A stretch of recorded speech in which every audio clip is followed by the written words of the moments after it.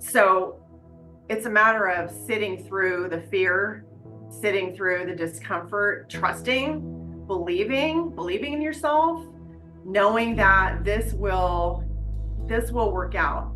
And for me, I had to use a lot of mantras. All is well, everything is working out for the best for me and everybody involved. Really playing a lot of mind games, which I still do to this day, positive affirmations to get my mind in the right place. But making courageous decisions can sound very sexy and very glamorous, and it is. It can be very sexy and very glamorous, but there is also the other side of fear and sitting in the fear and trying to figure out how to get through the fear. So I have lived that. I've lived it.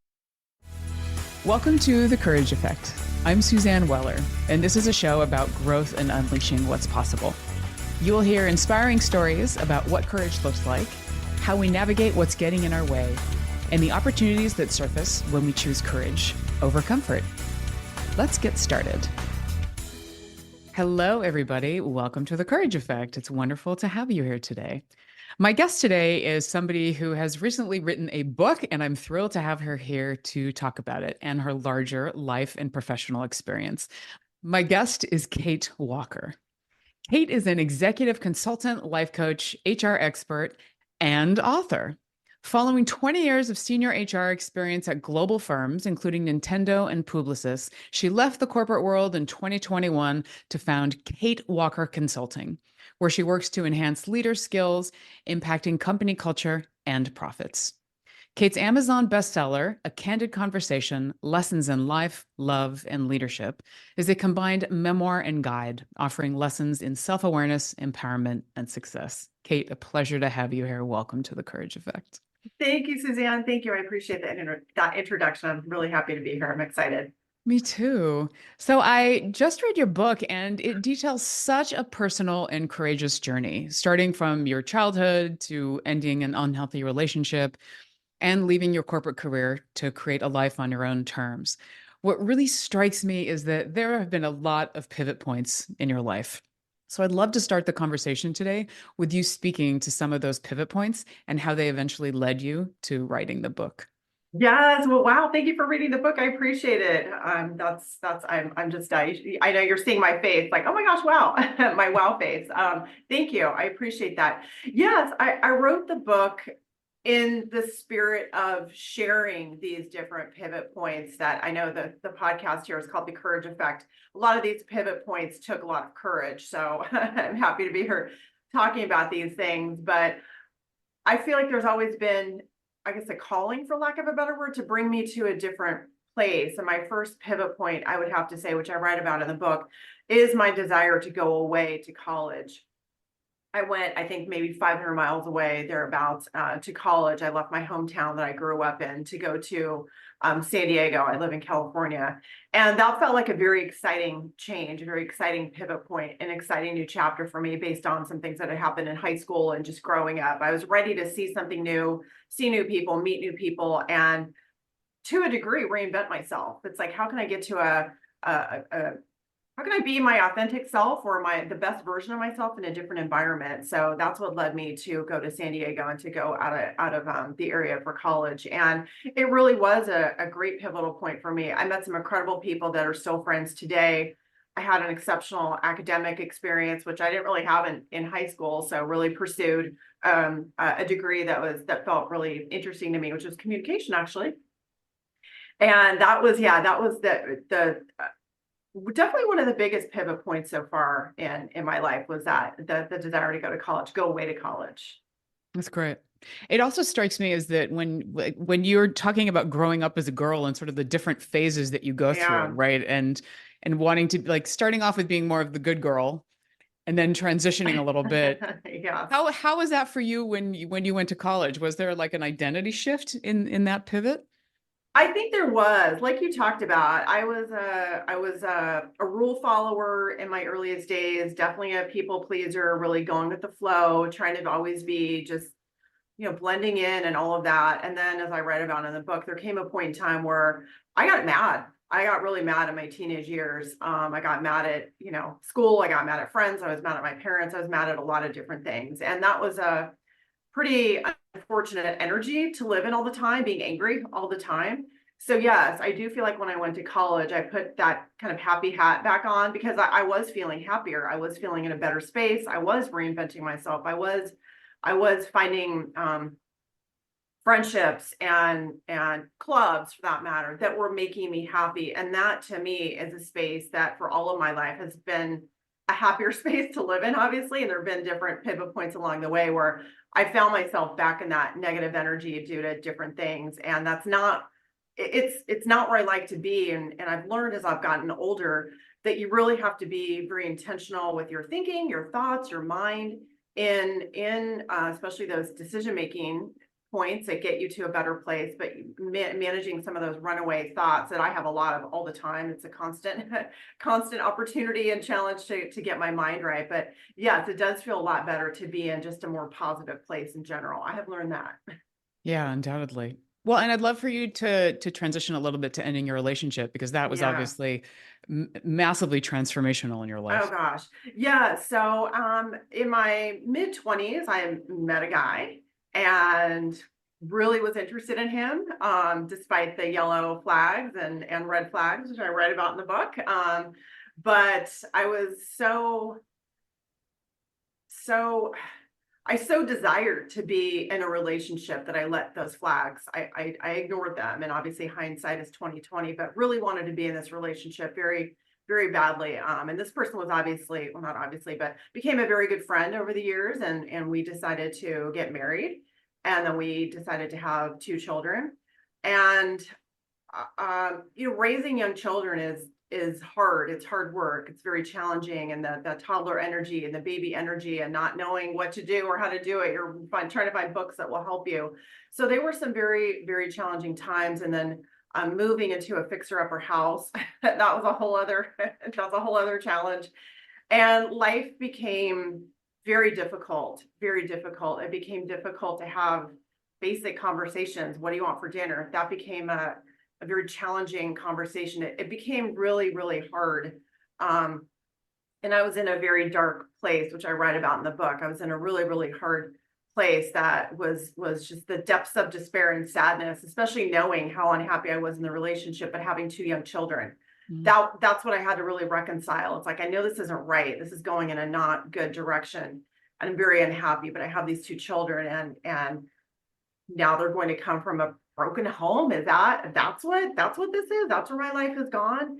And that was very, very sad to me as well, which I write about in the book. So it was a mutual decision. I'm not going to say I made it alone. It was my then husband at the time and I having a lot of very deep conversations about the future. And it was a mutual decision to part ways, but I took more initiative in filing for divorce and moving out. And that was the hardest decision I've ever made. That was by far the hardest decision I've ever made because, again, it was not only about me, but I had two children to worry about as well. That was really, really difficult, but I made it through. I lived to tell the tale. So, it can go from a very sad, unfortunate place to getting out the other side. So I have gotten out to the other side.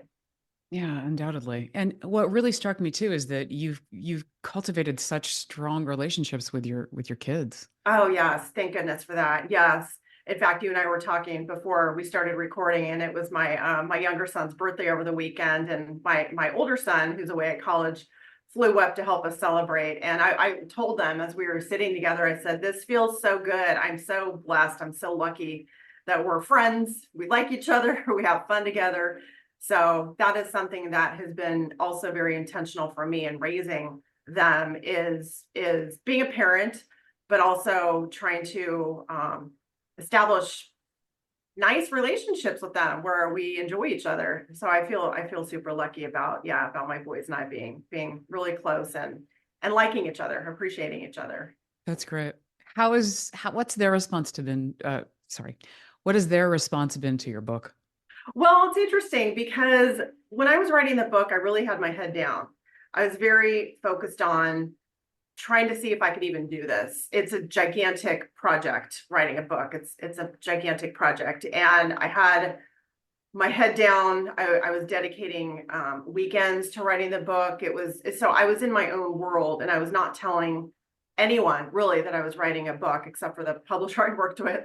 So, because I just wanted to see, can I do this? Can I get this thing done? Can I get it over the finish line? So it was a very deeply personal challenge, and they knew I was writing the book. They saw me at the typewriter, at the keyboard, typing and writing and sharing some different things about what I was writing. So they have not read the book, although I want them to. They just haven't put it into their schedules. Yeah. But yeah, I want them to read the book. I've had someone tell me, like, this is a great kind of historical document. I don't know what you'd want to call it, but this is information that will be good for them to know. So ultimately, they are proud of me for completing this project, getting it done, getting it published. So that's where they are now. Is they're proud of me. But I hope they'll read it when they get the chance. That's beautiful. I also love that it's you telling your own story. It is very much so. Yes, the book originated from a lot of journals that I had kept over the years. And when I was thinking about a book and writing, where am I going to get the material? Okay, I have some pre-written material in the journals, and literally like a stack of journals I would go through and pull out what could be relevant for the book. So it was quite an undertaking, but yes, yes, after about 18 months of writing and editing and all of that, it got done. So it is, yeah, I'm proud of it. And I know some people can write books faster, but for me, I just felt like I needed to go at a pace that felt good for me, and wanted to read it and reread it and edit it so that the story not only told my story, but I really wanted it to be in service to other people Yeah. who could be going through some of the things that I went through. And some of the things that I went through, especially in my relationship, I couldn't find a book or a resource that really spoke to me, to what I was going through. And I did have therapists and coaches at the time, but I couldn't find a book with the stories. So I also was hoping this book could be some stories in my lessons, so that someone else perhaps didn't have to feel like they were walking alone. It's like, oh, she went through it.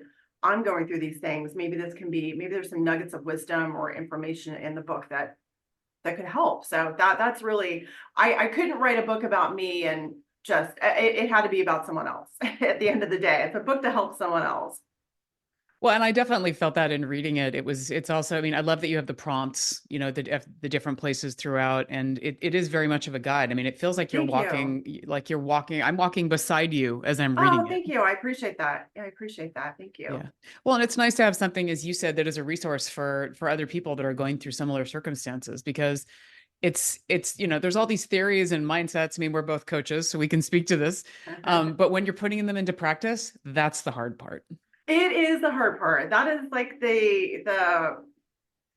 that's it right there, is putting it into practice. We can read the books, we can listen to the podcast, we can do the journaling, but then there comes a point where we have to take some action, or we don't have to take the action, but we can choose to take the action. So hopefully in a book like this or other podcasts like this, people can find that inspiration and that courage to dip in and take a small step, or take a medium step, take a step that feels right for them at the right time. Yeah. Well, brava. Brava. Thank you. We're going to cut to a break. When we come back, I'd love to talk more about the courage of the journey, and also the discomfort of that, because sometimes we do these things and we talk about them like it just happens overnight, and this definitely didn't. So everybody stay tuned. You're listening to The Courage Effect. We'll be right back. Courage takes on many forms. I know from personal experience that one of the most courageous things we can do is to recognize when we need help and seek out support. If you're going through a hard time, feeling like something is interfering with your happiness or the ability to achieve your goals, therapy can give you tools to approach your life in a very different way. And that's why I'm excited to tell you about today's sponsor, BetterHelp. BetterHelp's mission is to make therapy more affordable and accessible. It's an online platform where you can be matched with a professional therapist in as little as a few days. For more information and to get matched with a therapist, go to BetterHelp, that's HELP.com/courage. Visiting this link both supports this show and gets you 10% off your first month of BetterHelp. So if you're struggling, consider online therapy with BetterHelp. Easy on the ears, good for the soul. Alternative Talk 1150. Welcome back to The Courage Effect. This is Suzanne, and I am in conversation with Kate Walker.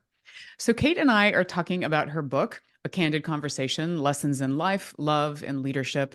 And one of the things that, as we spent the first half of the show talking about the courageous acts, all of the different pivot points that you've been through in your life, Kate, this is not easy work. And I know that when we tend to tell these courageous stories, sometimes we will generalize because there's only so much we're going to tell about it. But I'd love for you to maybe talk a little bit about the discomfort, the sitting in that danger and what that was like for you. Yes, that is such a great question. And I'm thinking of my decision to quit my corporate job in April 2021, which felt like the right decision to make. And I'd made all my lists, my pros and cons, and what I have to do to prepare, and all these different things. I had a coach, and then you do it, and it feels insane. It feels insane. And I believe one of the quotes I have in my book, or something I mentioned in my book, is leap and the net will appear. And I did think a lot about that quote as I was getting ready to quit. It's like, you know what? You want to go in a bit of a direction. You have to leap. And I'm going to cross my fingers. I hope that net is there, because here I go. And after quitting that job, and I had an idea of what I wanted to do, but I hadn't done a ton of preparation when I was in my corporate job, because one thing is that we were discouraged from having second jobs or from moonlighting. It was really all about the company and the company business, which I understand. So Yeah. I prepared the business a little bit, but I couldn't prepare it all the way. I knew I had to, just for my own personal integrity and all that, I knew I had to leave before I could really get the business up and going. So that said, it was not ready to go when I walked out. And I remember taking walks, just trying to calm myself down, or, keep moving, stay active. And there were times when I just felt like I needed to drop to my knees and just say, this feels bad. Like, I'm scared. I'm freaking out. I don't exactly know where this is going. I have 2 kids. One is about to go to college in a couple of months. Like, how's this going to work? So I'm glad I made the decision, obviously in hindsight as well. But when you're in it, it can feel really, really scary, for lack of a better. That's probably just the most, kind of the biggest word I can use, is really, really scary. So it's a matter of sitting through the fear, sitting through the discomfort, trusting, believing in yourself, knowing that this will work out. And for me, I had to use a lot of mantras. All is well, everything is working out for the best for me and everybody involved. Really playing a lot of mind games, which I still do to this day, positive affirmations to get my mind in the right place. But making courageous decisions can sound very sexy and very glamorous, and it is. It can be very sexy and very glamorous, but there is also the other side of fear, and sitting in the fear and trying to figure out how to get through the fear. So I have lived that. I've lived it. Yes, I have too. Yes. And one of my mantras was, you got this. I love that one. Yes. Yes. So basic, right? I mean, or like trust myself, like just these things. Cause I would imagine for you too, April 2021, I mean, that's pandemic time. So that must have been a little It erratic was as well. pandemic time. Oh, the Yeah. pandemic, it was still pandemic time. Yes, it was still active. As you mentioned at the start, at the kickoff, I had been working in global corporations. Really, I love my job that I was at, but during the pandemic, working in human resources, as one of the HR leaders on the team, we were working on COVID policy daily, the 8 a.m. COVID call. And after a while, it began to also solidify my decision that it's time for me to go, because I didn't want to work on COVID policy. Like, that just wasn't lighting me up also. So in analyzing my job and my decision to leave, I had to think about, well, what does light you up? What do you want to do? So there were a lot of things at the corporate job I love, but then some things that you have to do, which I know how to do, like COVID policy, building the COVID policy. That was something where I knew I wouldn't miss those meetings. So, it's weighing different things like that. But yes. Well, and as you said at the beginning of the show, your callings, really listening to your heart. Absolutely. And that's not easy to do. And I write about this in the book, but we make big decisions even in high school or maybe after high school, we make a decision, I'm going to take this job and then I'm going to marry this person. And then everybody's locked in for the next 10, 20, 30, 40 years. You're locked in the same job with the same person, and you might be extremely happy, or you might have those yearnings like, I don't know that this job is really, really lighting me up anymore. And so it's listening to those different inner conversations or the inner wisdom, and having the courage to say, I hear it. Okay, I hear that voice. What am I going to do? Let me think about it. Let me maybe journal on it. Let me find a book maybe that describes how I'm feeling or what I'm thinking. But it is listening to that voice can be it can be scary. It can also be very it can really like change your life in an amazing way if you follow it. So there's a lot of sides to it. Yeah. One of the other things that also really struck me in your book was the thoughts about money. Oh boy. Oh yeah.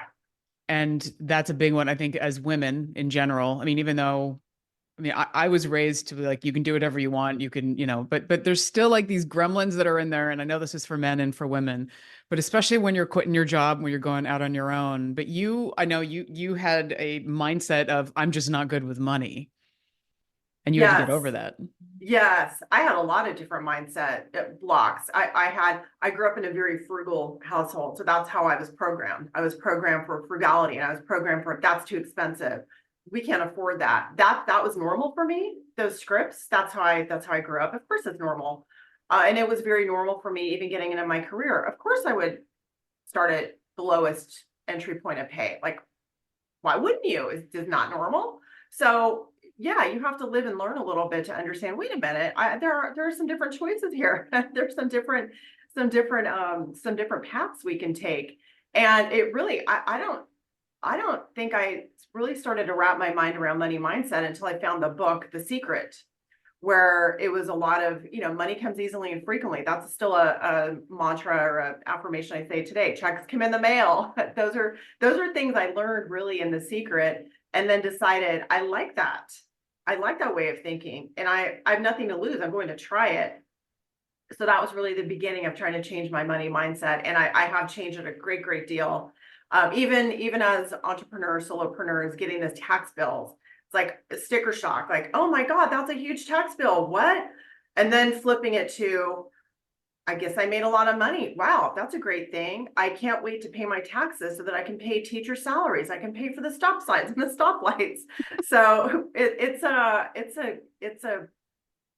a mental game, for lack of a better word, and trying to flip the script on your deep programming for what you think money is or how it should work.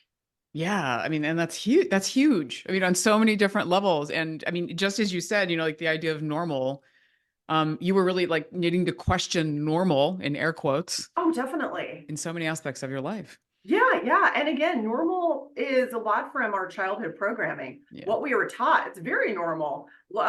Checking price tags, that's very normal, isn't it? Well, maybe not for some people. So it's interesting to stop and ask those questions, ask what you believe and why. And is it still true? It might be still true, but maybe it's not true. Maybe there's a new truth.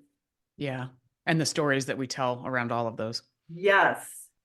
Busting some of the stories can be very helpful. Yes. Well, and your book seems to be a lot about that. And that's one of the reasons why I really like the prompts that you have too, is that, it is about how do we just pay attention a little bit more to where we're spending our time, putting our attention, and how do we potentially want to shift that because we're boxing ourselves in a lot of situations. Absolutely. And I know we all have to live and learn. I get that. But some of the things I know now, I wish I'd known them a while ago. And maybe I wasn't ready to know them a while ago. I'm not sure. But again, one of the reasons I wrote the book is maybe that 20, 30 something person will find the book and see some of these lessons and learnings and do some of the journal prompts and get a little bit ahead of the game in some areas. Unlike me, I'm a little late to the party in some of the things. And I do have to say, I'm proud of myself for putting it down on paper and sharing, because it is vulnerable, it is personal, and you can open yourself up to criticism. Like, well, that's, I'm probably my own worst critic, but Kate, why are you doing this? Why are you sharing this? Like, it's very personal, or why would just keep it to yourself? But again, it's like, no, let's reframe it. There are a lot of lessons in here that I hope can help someone else. So trying to get out of my own way in that regard as well. Yeah, it's beautiful. Well, and it's also, it makes me think of moving from the victim mindset to the empowered mindset. Oh, goodness, yes. Goodness, yes, yes. Even, even in my 20s, 30s, I did not see myself as a victim at all, at all. But in some ways, I was still working through that because it does take a lot of awareness to get to a place of empowerment. And I'm still learning, absolutely, but it does feel like a good place to be when you're not so much in the victim situation. Yeah. Yeah. So what does the future hold for Kate Walker? Good question. Well, I might be making another courageous leap in actually moving to a new location once my son graduates high school. Then my nest is empty, and so rewriting kind of where I live and all of those things. So that's a decision I'll probably make over the summer as to what I'm doing, where I'm going next. That feels very exciting and very scary too. I live in the Bay Area. I've been here for a long time, so I have a lot of just roots here, and some of my work is here. So geographic location will be one thing, and then really trying to continue growing the business, helping different managers and leaders in corporations get better at what they do, and tapping into helping them as well and growing the business in that way. So growing the business, launching kids to college, and maybe moving and not a second book either. I've been asked, am I writing a second book? No, not at this time. Never say never, but probably not. I love that you're pretty definitive in that. Like, this is good. It was quite a commitment. So yes. Well, as we wrap up, I just want to share a few things that I had heard you speak about today. Callings, listening to yourself, and really, that instinct, that gut, paying attention to it. And I love that quote, leap and a net will appear. Yes, So yes. having that trust, the faith, and some of the belief that's there. And in the same process, questioning normal and how are we potentially holding ourselves back. Yes, I love that. Thank you. Yeah, Yes. thank you. So any final thoughts as we wrap today? Thank you for being here, Kate.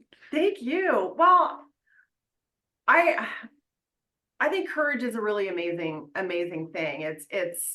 It takes courage to be courageous. So I would say for any of your listeners out there that are thinking about a small move or a medium move or a big move,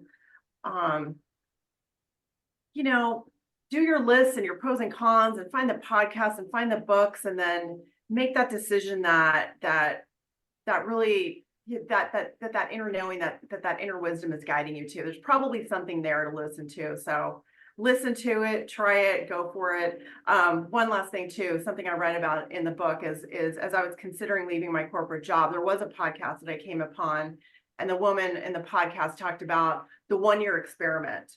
And she had left a job and said, I can do anything for a year. I can try anything for a year. So let me leave this job and let me go try my own business for a year. And if it doesn't work out, I can go back. So if you are making big decisions, you can always make a different decision later if it doesn't work out. But it's pretty incredible to try it. So I encourage your listeners to give it a try and see how it goes. And I'm so supporting them. I love that, the window of experimentation. So Yes. So awesome. Kate, a pleasure to have you here. Thank you for the book. And I look forward to it being in more people's hands and getting more people empowered and courageous. Thank you. Thank you, Suzanne. Thank you. Thanks everybody for listening. Stay courageous.